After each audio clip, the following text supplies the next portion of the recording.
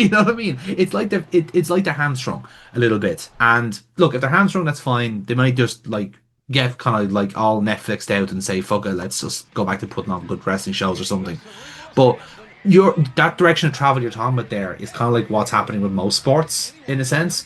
Like it is the whole NFLification of it, where like the ticket prices are going up, so therefore it's no longer just a sporting thing you're doing. It's no longer like something for a working class kind of like family to go to as a distraction. It is now something to go to be seen to be going to. Like you have to be seen to be going to an NFL match. So get the fancy seats and like get on your Instagram and tell everyone how great those It's fucking it's Pittsburgh Mighty Ducks are or whatever the fuck. it's prestige Yeah. entertainment now. Yes.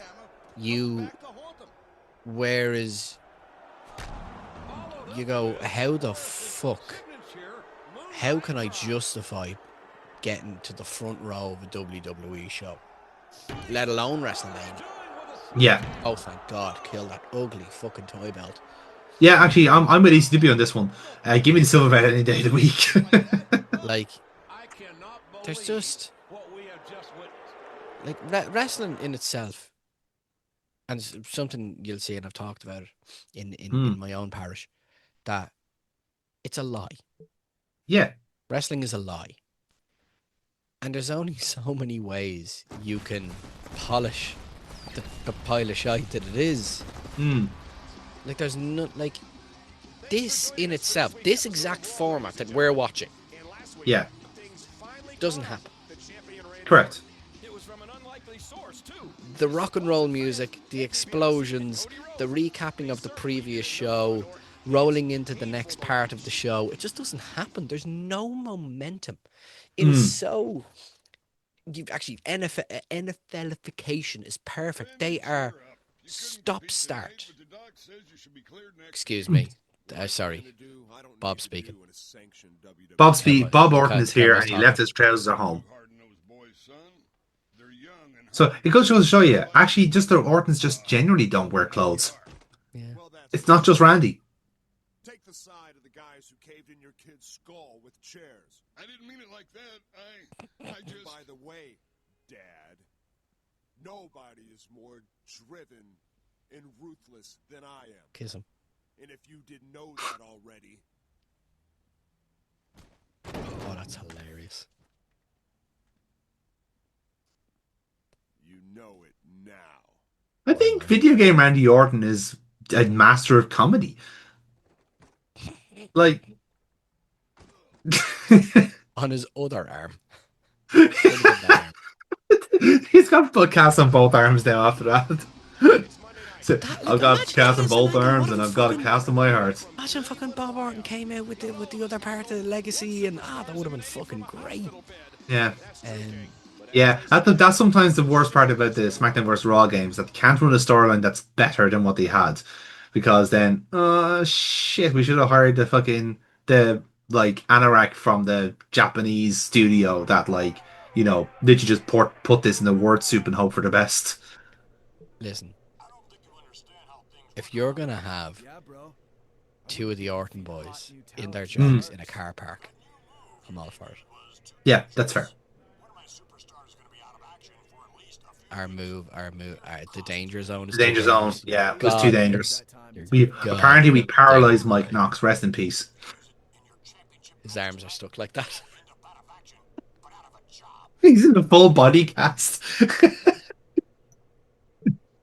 So, oh, poor Mike Knox. They keep feeding him soup, but it keeps trickling down his plaster. It's awful. Uh, So, what condition is he in? 5 past 6. Well, that's pretty bad. well, a broken Mike Knox is right 2 times a day. Uh, it's funny because he was shit.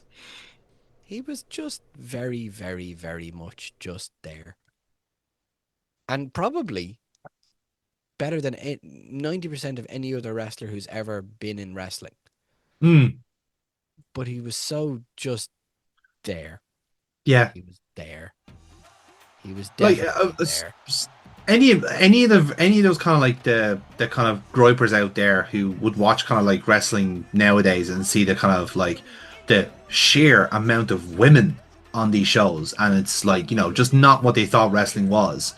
Then like, God, there's so many women here and they all look the same. It was like, mate, you mean to tell me that you would have watched wrestling when there was Mike Knox, Heidenreich, Luther Reigns, Matt Morgan, Mike Jindrak, and fucking what other Test, We and all these other really fucking meatheads around the place, and you want to tell me that there's too many women on the fucking show? What were these cunts doing on it? point at what we're currently watching now. I will allow the Great Khali because he's fucking massive. Like, his selling point is that he is 7 foot. Perfect, that's fine. But anyone from this fucking 6'3" to 6'6" range that is burly, wears trunks, and short hair, fuck off. Generic male. That is all you are. Unless you are proven to be someone good, you are generic male, and fuck off back to developmental until you find a character. Like TNA had Crimson, right? And that was like one of those ones where like, oh, we don't get your kind around here. You're in the wrong show, dude. They do like WWE are running a gig down in fucking Texas. Like, go over there. Like, it was like, and then even then he reverted to the mean, because then like they just got more heavyweights in, and everyone just kind of forgot he existed, Big fucking Super Max Hernandez. Like, Yeah. okay. But again, Hernandez had a look. That's what I'm saying. Like that's what I'm saying. There's like if you can get an aesthetic on you, that is at least something. At least with Great Khali, he had the fucking fantastic Bollywood music. He had the mouthpiece. He had the Punjabi Playboy after a while, which was awful. But at least he had something. Like Tell me what Luther Reigns had. I'd say one thing about Hernandez, possibly the greatest name for any finisher, bar the danger zone, of course. The border toss. Yeah, brilliant. Fucking just very, very, very questionable. Yeah, but very tongue in cheek, and that's the way it should be. Such is my pitch to wrestling. Just it can be and should be, but you can just see where it's like it's gonna take another few years for them to realize that you can only do this kind of semi-drama thing long enough where people are gonna just get kind of bored of it. Do you forget that wrestling is supposed to be fucking fun fun? Yeah. Like, I think the problem they have it now is that like wrestling doesn't have anything to ape anymore, because in a way the world is actually what is actually aping wrestling. Like American politics now is literally just kayfabe. Like it is just hyperbolized face heel dynamics with a Hall of Famer. With a Hall of Famer. So like even like saying that like to us now is absolutely fucking preposterous now, but like 10 years beforehand, Vince McMahon himself was running a match between fucking Hillary Clinton and Barack Obama, and it was one of the saddest, most pathetic things you've ever seen happen in wrestling. And even the crowd there were almost laughing out of like kind of like sadness more than anything else. Where like I genuinely like there were even people embarrassed in the arena to see that, and I'm guaranteed that Vince McMahon was shitting his Republican fucking cacks, laughing his whole off at I love it when that guy fucking hits Hillary Clinton. So what I'm saying is like there's been like it's always been there in that respect. But the thing is that like what wrestling always is it's aping pop culture to a certain degree, with a character, with a gimmick, or with just an aesthetic or just a style. The last innovative thing I've seen in wrestling was WWE New York. The restaurant? That's interesting. Was having things happen in the real world. Remember outside vignettes? Yeah. Where things would happen in the real world. Where things would actually, they would, obviously their job was, they were fighters. But they also had lives. They also had places to be and things to do. And that's how they would allow this fucking weird, it was this world of wrestling entertainment. Where now it's everything that happens in Gorilla. The entire world of WWE has been shrunk down. Yeah. To be all about what happens in and out of and through the Gorilla position. Nothing else fucking matters. And again, that even that idea is actually taken from, funny enough, Formula One with Drive to Survive. Did it? Yeah. Like Drive to Survive is like perhaps one of the most influential shows ever made, and it's not even for the people that made it; it's for other TV producers. Okay. Like again, I think we said this the last time we had a session. Is like Drive to Survive successfully pulled off making 20 generic, like relatively like young people like who happen to drive racing cars for a living look like the most interesting people in the world when they probably aren't. They're probably all just a little bit normal, a little bit sheltered, and a little bit guarded because they all have private lives they don't But want to these show are to the world. wrestlers are the most fascinating creatures on the planet. And how do you make them boring? Is what your is the This is point? my point. This Yeah. is exactly what's happened. Is you take any wrestler, doesn't even have to be a Hall of Famer, any Mm. fucking Oni Lorcan. There's a name for you. Oni Lorcan is already an S tier human being Mm. for being a professional wrestler, having gotten to WWE Mm. and having gotten over in WWE with a tag team partner of Danny fucking Burch. Which is a fucking lead weight at the And best time. both of them, in their own right, are 1%ers in terms of skill, acumen, and everything. Sure. All of that to say, you go, remember Oni Lorcan and Danny Burch? 1-2. They were great, weren't they? Whatever happened to them? That is the summation of them, when ultimately they are far more stronger, faster, fucking vigorous, dexterous, and fucking with a constitution of literal warriors. Yes. That the best that they could we can muster in our response as people is, they were all right, I suppose. I When mean, they're all again, that's also a professional sport thing as well, where like again, you can give out about like okay, let's say for us, for instance, we have a terrible national football team. However, they are still like doing something that like a lot of us can't do, and that is play football professionally. Like it's that kind of thing where I will give out about a player watching the game and go like player is fucking shit, and yeah, he's playing in like he probably has a pretty decent like club career and stuff like that, but he's just playing terrible at this moment in time, or has never shown up for us, or whatever the fuck, multitude of reasons. it's something in it's the wrestling is you say it very well, apes what's around it, and Yeah. it's actually very reflective of the fucking modern fucking society of which it is encapsulating. Yes. So when you have a product that is supposed to be about these out of this world amazing people, and the most interesting thing that I can quote recently was about one of the lads' missus slagging one of the other lads. That's the funnest thing about it. I've been quite enthralled with Karrion Kross. Yeah. When by right he is dull as dishwater. He is a motherfucking boring cunt. But I just cannot help root for him and enjoy the way in which he has served those meat and two veg. Boring meal that it is. And the packaging is something that for football and even wrestling to an extent, having been a GA fan, I've been on Hill 16, is very much the wild fucking west. It's terrace attitude.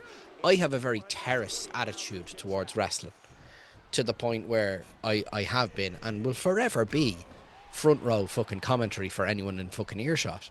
Yeah. You not only do you get to watch a professional wrestling show, you also get to see a one-man fucking comedy act talking I know. about the wrestling show, as is what we're doing, what we do Yeah. here. But like the idea that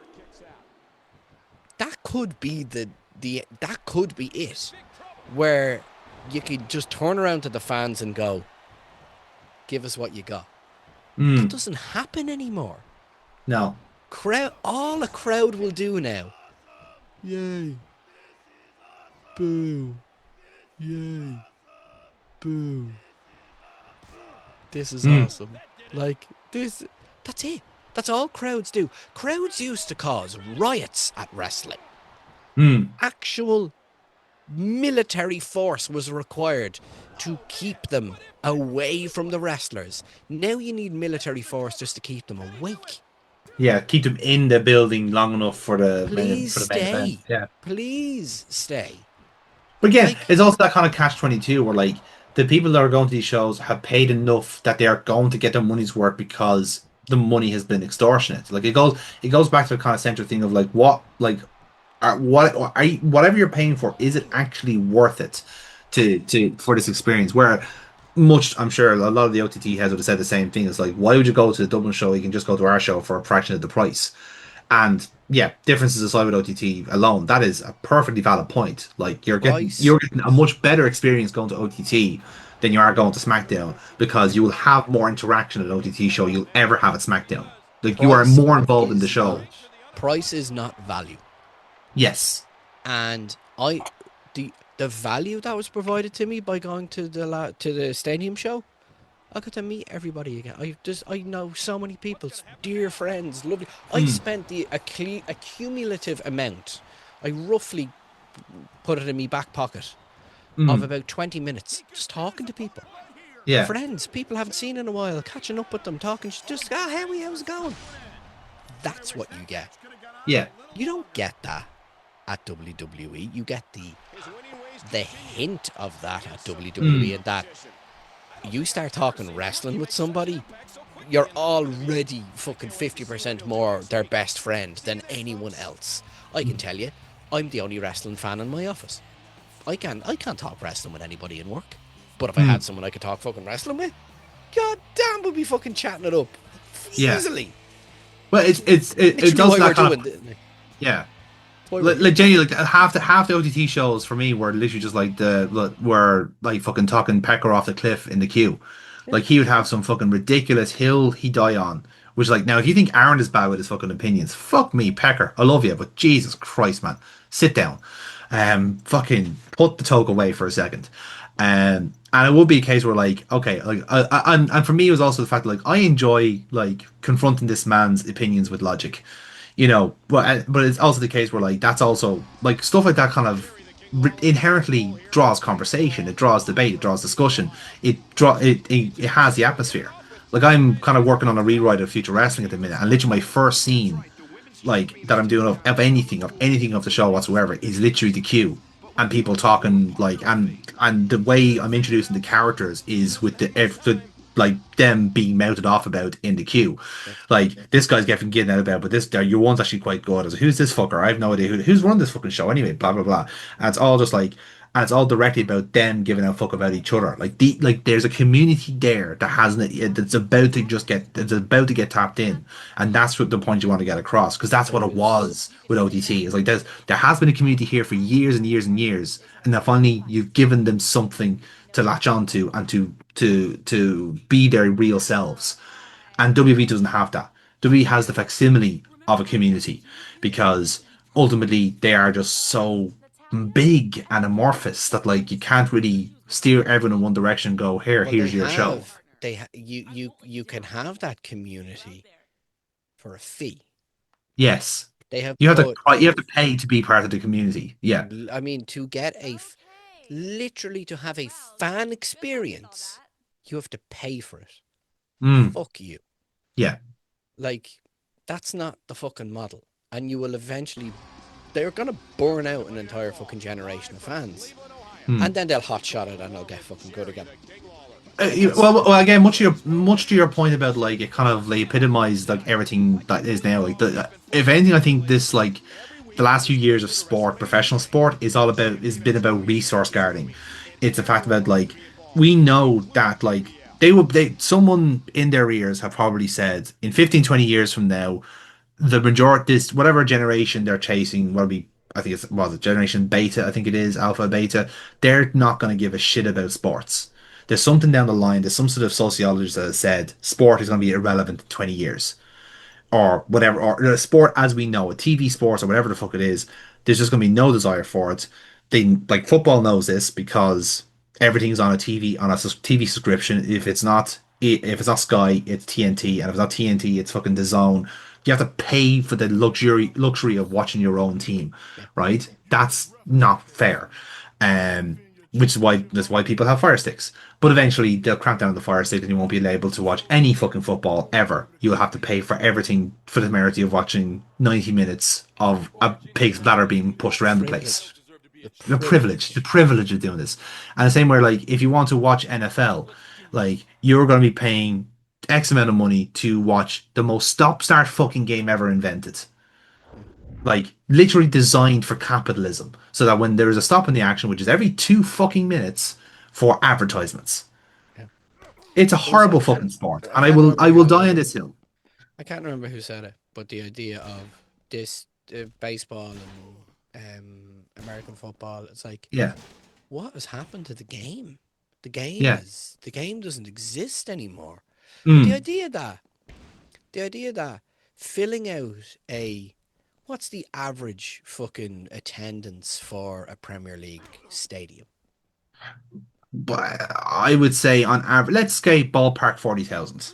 Okay, Thereabouts. 40 fucking thousand people, Mm. and you can guarantee the sale of that.